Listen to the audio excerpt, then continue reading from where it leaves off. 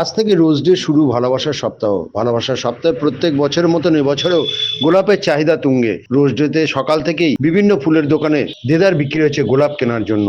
রোজ ডেতে গোলাপ দিয়ে প্রিয় মানুষকে ভালোবাসা জানানোর জন্য শিলিগুড়ির বাজারে লোকাল গোলাপের পাশাপাশি চাহিদা রয়েছে ডাচ গোলাপ, লাল হলুদ গোলাপের পাশাপাশি আরো বিভিন্ন রঙের এই ডাচ গোলাপের চাহিদা ভালোই রয়েছে। লাল গোলাপের দাম 20 টাকা থেকে শুরু করে অপরদিকে ডাচ গোলাপের দাম তুলনামূলকভাবে বেশি, 80 টাকা করে বিক্রি হচ্ছে ডাচ গোলাপ। আজকে তো রোজ ডে, তো কেমন বিক্রি হচ্ছে সকাল থেকে গোলাপ? গোলাপ তো ঠিকই বিক্রি হচ্ছে, অন্যবার তুলনায় আশা করি এবারও ভালো হবে। কেমন দাম আছে গোলাপের? গোলাপের বেঙ্গলের গোলাপটা হচ্ছে 80 টাকা, 100 টাকা।